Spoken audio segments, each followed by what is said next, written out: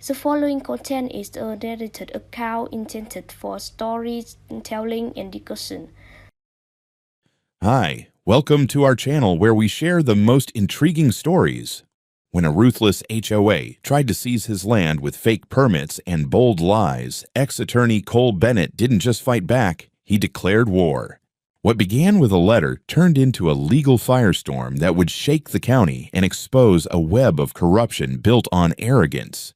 I've dealt with some pretty strange things in my years as a land consultant and former real estate attorney, but nothing prepared me for the day a homeowners association tried to carve up my land like it was a Thanksgiving turkey. It started on a Tuesday. I just finished inspecting the northwest fence line where deer had been nosing through, and I was back on the porch with a strong cup of black coffee when I saw the envelope. It was certified, addressed to me with an embossed seal reading High Ridge Valley HOA. That caught my attention right away because I wasn't part of any HOA, never had been. I had gone out of my way to avoid them, in fact. When I pieced together this 40-acre stretch from 3 old farms over 7 years ago, I specifically ensured every inch was zoned agricultural residential and outside any HOA jurisdiction. The land was mine. Clean, documented, filed, and triple verified. Curious, I opened the envelope and nearly snorted coffee through my nose. The letter claimed that under provisional regional zoning agreements and community interest integration statutes, both of which sounded like phrases invented by someone losing a Scrabble game, I was expected to cede 60% of my land for the benefit of the surrounding development. They offered to allow me to retain the area with my cottage and orchard in the spirit of compromise, while the rest would be reallocated for public amenities. Amenities in this case meant a community park, a new administrative complex, playground, and hilariously, a community amphitheater. The kicker, it wasn't even a request, it was a statement of intention. They had the gall to say they'd be moving forward with planning and development consultation within the next 60 days. Unless I reached out to formalize the transition cooperatively. I reread the letter 3 times just to make sure I wasn't hallucinating. Then I laughed. Then I got angry. I called my old law school buddy, Dana Fisher, who now works in land dispute litigation up in Atlanta. I read her the letter. She paused for a long moment and said, "That's not just wrong. That's cartoonishly wrong. What the hell are they smoking up there in High Ridge?" That same afternoon, I drafted a response with Dana's help. It was short, crisp, and legally lethal. I included copies of my recorded deeds, surveys, land patents, and the full zoning history, certified and notarized. I reminded them politely that no court or planning board had authority over my land without a hearing, and that my property was never, at any point, part of their master development plan. I sent it via certified mail, email, and fax. And yes, I drove down to their mailbox and dropped off a hand-signed copy just for fun. 5 days later, they came to visit. Not a letter this time. Actual people. I was planting a new peach tree along the east edge of my orchard when a black SUV pulled up the driveway like it owned the place. Out stepped a woman in a beige pantsuit, severe sunglasses, and the kind of haircut that said she fired people for fun.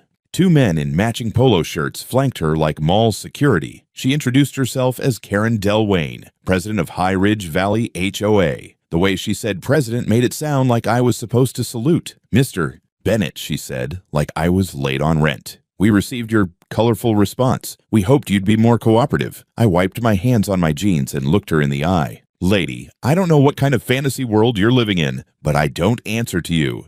This is private land. I'm not in your HOA, and you don't get to take anything from me." Karen's jaw tightened. One of the polo shirt twins opened a manila folder and pulled out a map with some red pens scribbled all over it. "According to the updated community overlay," he began, "the northwest and southeast sectors of your parcel intersect with regional infrastructure growth zones." "Do I look like I care what your coloring book says?" I asked, taking the map and ripping it clean down the middle. Karen stepped closer. "We are prepared to escalate this through zoning reform channels.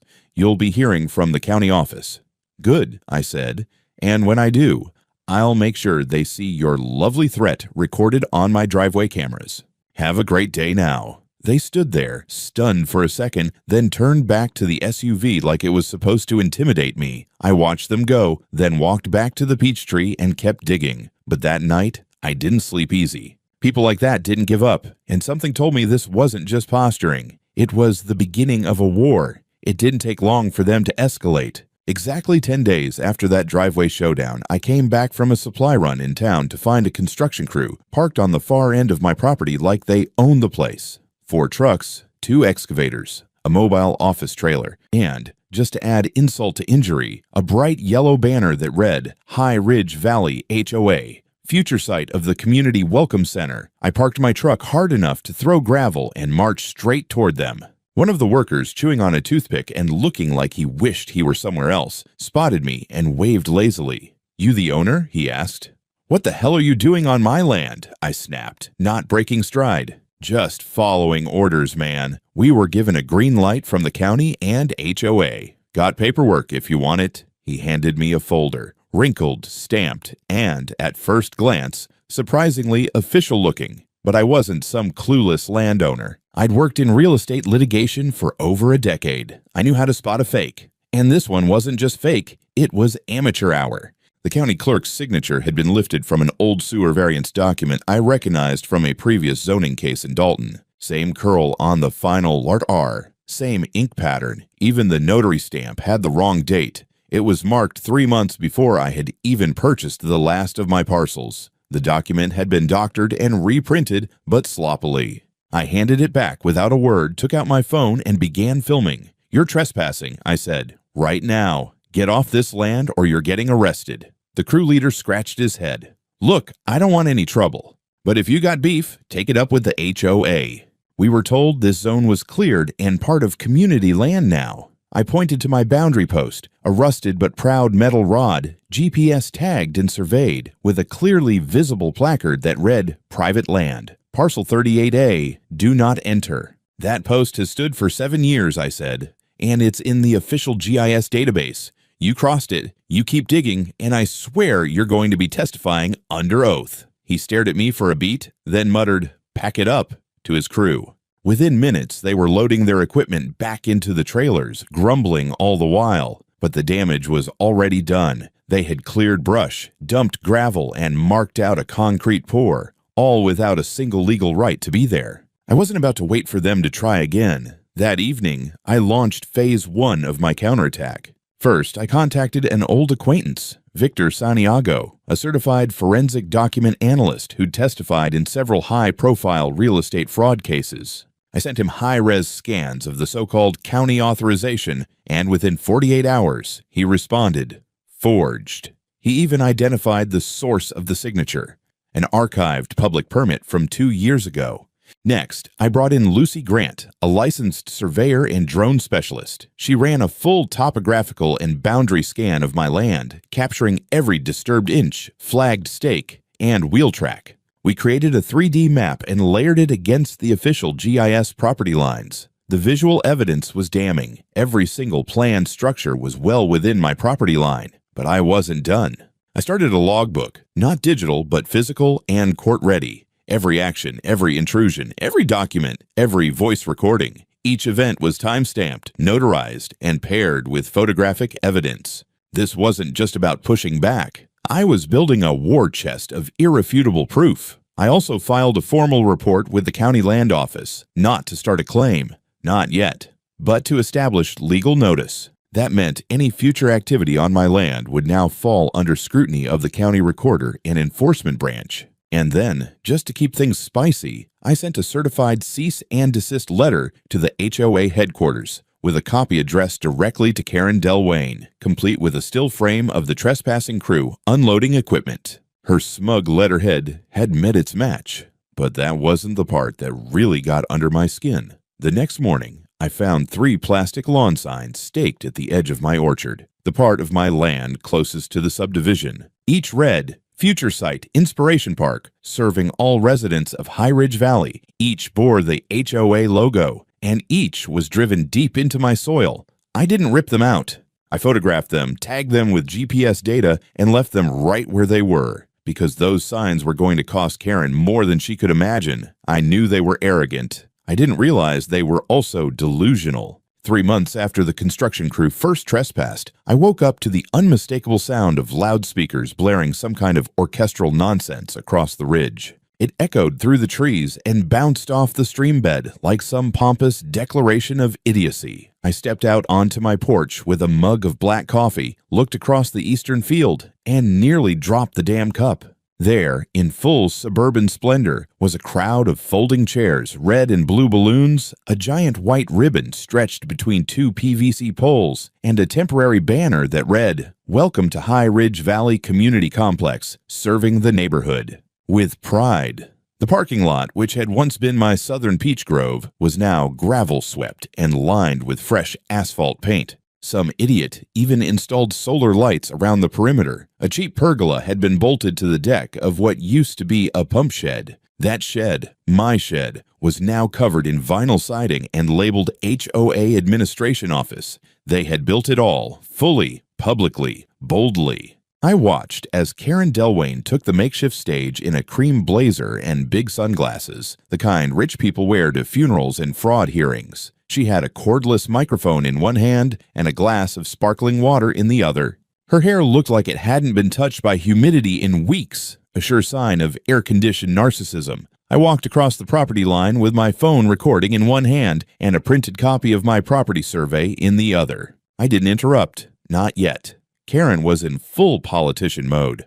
And with the generous support of our community partners, she declared, we now open this space as a symbol of shared values and collective identity. Together, we reclaim this landscape for all of High Ridge Valley. Did you say reclaim? I asked, cutting through the applause. The microphone caught my voice, loud and clear. Half the audience turned. Karen blinked, then smiled like she was expecting me. Mr. Bennett, she said sweetly, I'm so glad you decided to join us today. Good, I said, because I have a few things to hand out. I stepped up to the front and handed her a sealed envelope, then passed two more to the men flanking her. Inside were copies of a notarized notice of land encroachment, a pre-filed civil claim of adverse trespass, and a court-acknowledged property rights preservation affidavit with attached evidence, satellite photos, dated drone footage, experts, analysis, and testimony excerpts from their own construction team. All of it notarized, time-stamped, cross-referenced. Karen's smile stiffened. This is not the place for— Oh, it's exactly the place, I interrupted. Because what you've done here is build a multi-structure facility worth over $1 million on land you don't own. And I've got every inch of it documented. The crowd shifted. People murmured. Someone started whispering about property rights and lawsuits. A man near the back said, Wait, is this not their land? I turned toward the audience. My name is Cole Bennett. I've owned this 40-acre parcel for over 7 years. It is not and has never been part of the High Ridge Valley HOA. These buildings you see, these paths, that parking lot, all of it was built illegally, without my permission, on private property. Karen tried to wave it off. We have permits from the county. No, I snapped. You have a forged authorization based on a recycled sewer variance, and I've already submitted the proof to the State Zoning Board and Federal Land Use Authority. You'll be hearing from them soon. She opened her mouth, but nothing came out. I could see the flush rising under her perfect foundation. Her mask was cracking. People were backing away from the seating area. Some had their phones out. Enjoy your ceremony, I said. This is the last day you'll be standing on this land without a court order. Then I turned and walked back across the invisible line they thought they could erase. My land, my rights, my move. By the time I got back to the porch, 2 local reporters were calling me for interviews. HOA members were already posting panicked messages in their community app. And the best part, a certified envelope was already on its way to the courthouse. My full lawsuit for $10.8 million, naming Karen the HOA board and 3 complicit contractors. Civil trespass, fraud, malicious construction, abuse of public trust, and damages. The best battles are won before the first shot is fired. Mine started the moment I let them build. Now I was going to take it all back, with interest.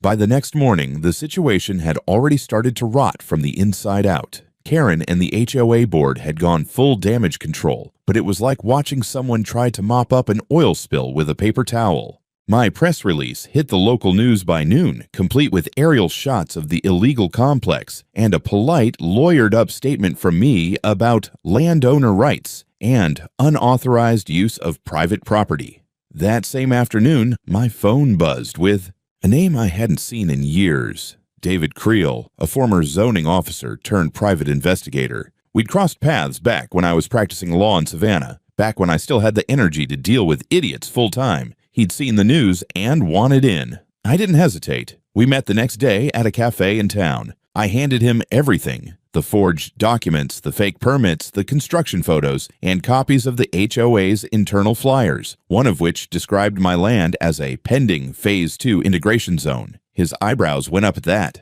"These people are either brain dead," he said, sipping his coffee, "or they think they've bought protection." I leaned in. "That's what I want you to find out. Start with the county clerk's office." 3 days later, David called me at midnight.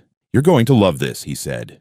"Your permit was signed off by a guy named Melvin Drake, interim filing clerk, transferred in 6 months ago. No long record, no background. But get this, he's Karen Delwayne's cousin." I stared at the ceiling, blinking. "It gets better," David went on. "Drake used archived permit stamps from a closed commercial property file, one that was flagged for clerical abuse 5 years ago. He literally scanned and printed over the top of an old water use permit, then filled in your parcel number and backdated it. He sent me the side-by-side scans. Same smear mark on the bottom left corner. Same faulty seal. Same misaligned notary field. This wasn't just amateur forgery. It was provable, traceable collusion. A clerk with familial ties to the HOA president had falsified land use permissions to justify building on land they didn't own. It was as if they wanted to be sued. I sent everything to my legal team, and within 48 hours, a criminal complaint was filed with the county DA's office, followed by a federal ethics grievance with the Department of Housing and Urban Development. It was no longer just a civil matter. This was about criminal conspiracy and abuse of county authority. Meanwhile, I wasn't the only one getting loud. Residents within the HOA started to wake up. A few had already suspected the Board of Financial Mismanagement, but now they had something concrete. HOA meeting minutes leaked. Emails where Karen mentioned expanding community territory quietly and using planning lingo to avoid legal challenges. Then came the kicker. A former HOA treasurer, a nervous-looking guy named Ray, walked into my gate, unannounced, holding a shoebox full of receipts. I don't want to get sued," he said before I could even speak, "but I'm not going down with those lunatics either." Inside were payment records, HOA funds funneled into the construction, including advance payments to 2 contracting companies, both of which had ties to Karen's husband's firm. That was all I needed to blow the lid clean off. I digitized the entire contents of that shoebox and added them to the growing mountain of discovery documents in my case. My attorney Dana called me the next morning and actually cackled on the phone. "This isn't just a civil slam dunk," she said. "This is going to be a textbook case of HOA corruption. You could publish this crap." While Karen scrambled to manage a neighborhood in revolt and a board on the verge of collapse, I kept gathering. David traced 2 more forged documents, one involving a fictional community access corridor drawn directly over my orchard. He discovered that a county permit manager had been bribed with vacation tickets to a lake house in Blue Ridge. By the end of the week, a full report was sent to the state attorney general's office. I didn't hear back immediately, but I didn't have to. Because at 7:30 the next morning, I watched from my porch as a black SUV pulled into the HOA complex driveway and 2 men in suits stepped out. Georgia Bureau of Investigation. They walked inside, clipboards in hand. Karen didn't come out for hours. When she finally did, she wasn't wearing sunglasses, and her smile was gone.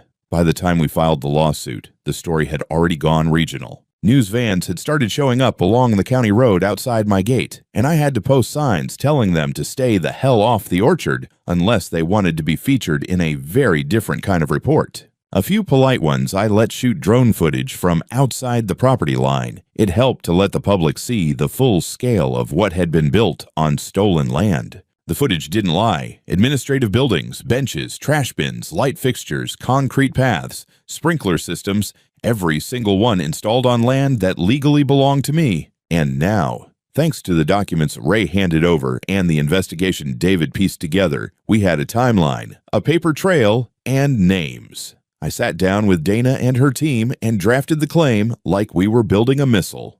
The lawsuit was a brutal 211-page document with 16 exhibits and 43 attachments. It named Karen Delwayne, Melvin Drake, 3 HOA board members, and 2 contractors, along with High Ridge Valley HOA Inc. itself. We filed it in federal court in Atlanta to avoid local interference. The charges?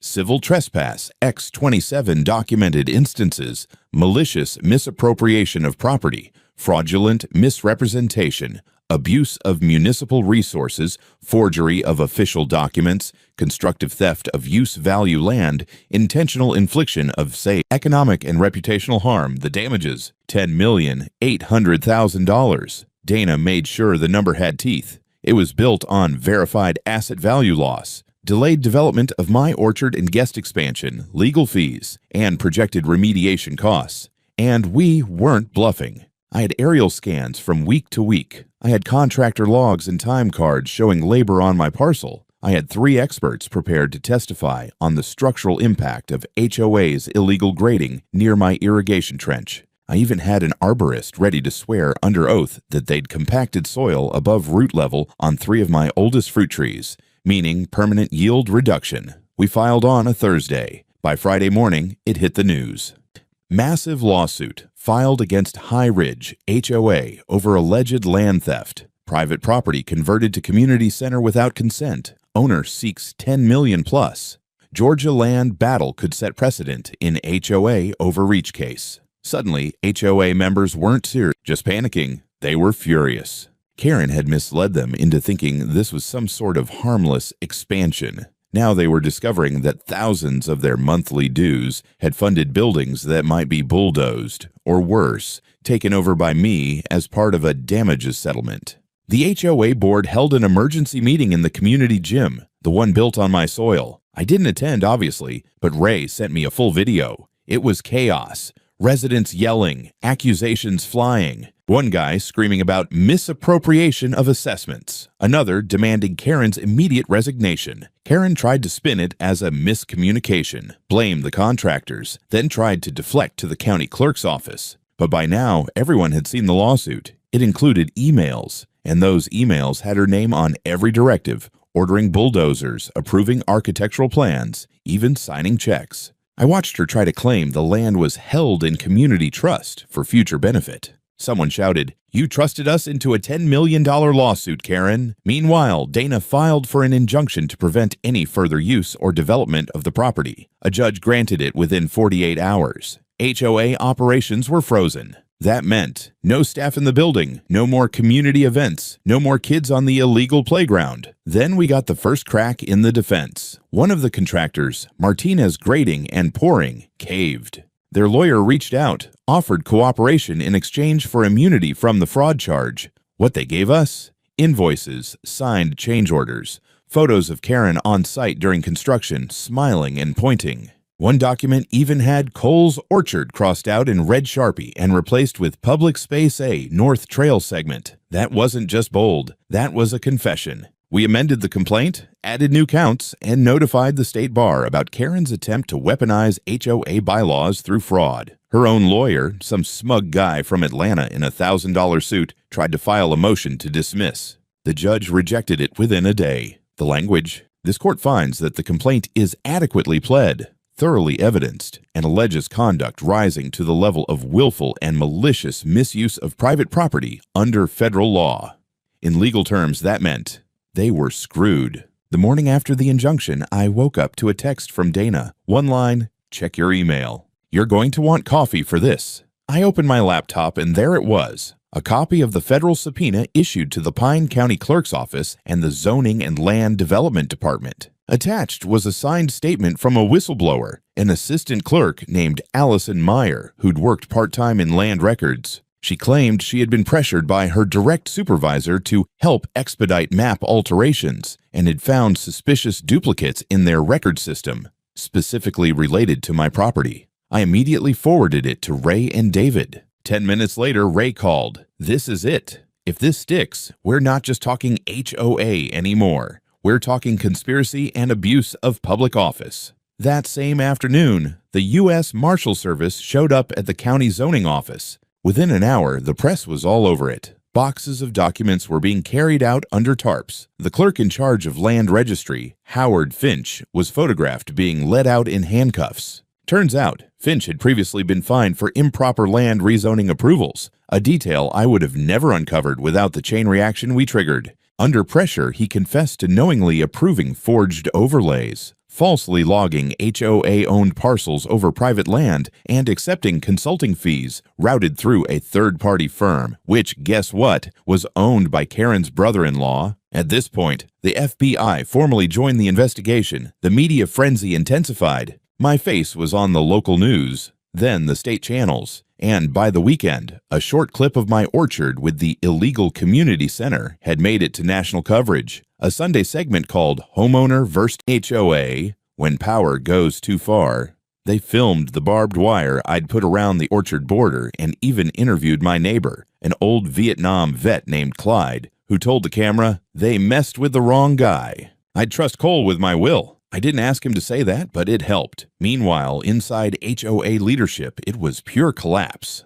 2 board members resigned, citing ethical conflicts. The treasurer gave a public statement admitting he had no idea where assessment funds were going for the last 6 months. One of the project architects under deposition admitted they were told not to worry about boundary lines because everything was being handled above board. But the nail in the coffin came from Karen herself, or rather her arrogance. Apparently, she'd sent a bragging email to the HOA mailing list 2 weeks before my lawsuit hit. The subject line, "A vision for a greater High Ridge. Expansion is here." She outlined the construction plans, listed phases, and included photos of the structures. Buried near the end was a line that read, "Thanks to quiet cooperation from the county, we've secured additional green space previously underutilized." That email was entered into evidence. The phrase "quiet cooperation" would haunt her to the end. The federal judge ordered asset freezes on Karen's accounts, and a forensic audit began. Preliminary numbers suggested that over $400,000 had been redirected from community improvement funds into entities connected to Karen's family. Dana flagged this immediately. We added embezzlement and wire fraud to the civil case, and the DA opened a parallel criminal prosecution. I'll never forget that Friday evening. I was on my porch with a glass of bourbon, watching the sun dip behind the mountains. The land I'd worked for, the orchard I'd planted, the house I'd built board by board. And down the hill, I could see that shiny new HOA community center. Empty, locked, surrounded by caution tape, and every damn inch of it was mine again. They had built their dream palace on a foundation of lies, and now it was crumbling.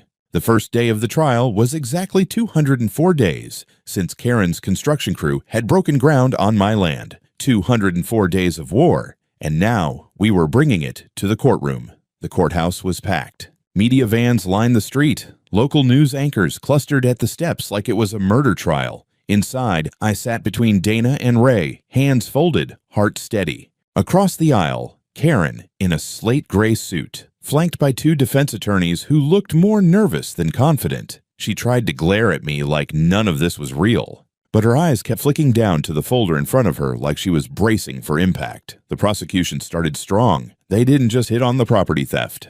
They opened with wire fraud, conspiracy to defraud, and unlawful use of county authority. The first witness, the zoning whistleblower, Allison Meyer. She stood up there and calmly explained how she discovered duplicate parcel IDs being assigned to green space allocations and how those parcels just happened to match the eastern half of my orchard. Her testimony was bulletproof. Then came the documents, a flood of them, 3-dimensional drone maps with timestamps, certified cadastral plans, audio logs from HOA board meetings, including one where Karen said, "By the time anyone files a complaint, the courts will be too slow to stop us." The jury audibly reacted to that one. Karen's defense tried to argue she was misled by consultants and that the HOA relied on assurances from the county, but they had nothing to counter the email about quiet cooperation. Nothing to explain why their Phase 1 blueprints had been timestamped 2 weeks before the supposed approval by zoning. And then came the surprise witness. The project contractor, a guy named Dan Wilcox, who had disappeared for months. Apparently, Dana had tracked him down through subcontractor invoices. He took the stand and admitted Karen personally handed him a USB drive with boundary files, claiming the paperwork is already handled upstairs. When the judge asked if he verified the zoning himself, he answered, "She said the land was already donated. I didn't want to lose the job." That one statement cracked the whole thing wide open. Karen lost it. In front of the jury, she stood and started shouting, "He's lying! He was supposed to follow the plan." Her attorney tried to pull her down, but the judge immediately called for order. That meltdown. It became headline news that evening. 3 days into trial, the defense caved. They entered a partial plea. Karen admitted to orchestrating the land takeover, but denied knowing the records were forged. The court didn't buy it. The federal judge ruled, "The entire community center and structures were built illegally on land that never left my ownership." The county officials involved acted in criminal conspiracy, 2 of whom were indicted separately. The HOA had violated civil and criminal codes, including trespassing, unauthorized development, and document fraud. Karen was found personally liable for fraud, misrepresentation, and malicious intent. The judgment? A total of $10 million awarded to me in damages, including $4 million for land use violations and destruction of future planned property value, $2.5 million for emotional distress and harassment, $3.5 million in punitive damages, and all existing HOA structures transferred to my ownership as partial restitution. Karen stood there like her bones had turned to ash. I watched her expression as the verdict was read. Her entire empire shattered by her own arrogance. She wasn't handcuffed immediately, but her bond was revoked. The marshals waited at the exit. As she was escorted past me, I didn't say a word. I didn't need to. The law had spoken louder than I ever could. 3 weeks after the verdict, I stood in the shadow of the building they once called the High Ridge Valley Community Hall. The parking lot was empty. The banners had been torn down. The letters HRVHOA had been scraped off the entrance glass, but you could still faintly see the outline where they'd been glued, like a scar. A team of contractors was finishing up the interior renovations under my direction. The gym was gone, turned into a vaulted atrium. The boardroom where Karen and her counsel once plotted their land grab schemes, now a gallery hall lined with oversized aerial photographs. Each photo bore a brass plaque beneath it, labeled simply Exhibit A, Exhibit B, Exhibit C. Visitors could follow the exact sequence of the fraud as if walking through a visual indictment. I'd renamed the building the Gallery of Limits, a space dedicated to the boundaries between personal liberty and abuse of power. Entry was free. I scheduled the grand opening for July 4th, and I made damn sure it was publicized. The local congressman showed up. So did the district judge who presided over the case. But the real highlight? Several former HOA residents who had left the community in disgust after the scandal. They thanked me, not just for the lawsuit, but for making sure it wasn't swept under the rug. One guy told me, "This place feels honest now." That meant more than the $10 million. The media kept digging in the background.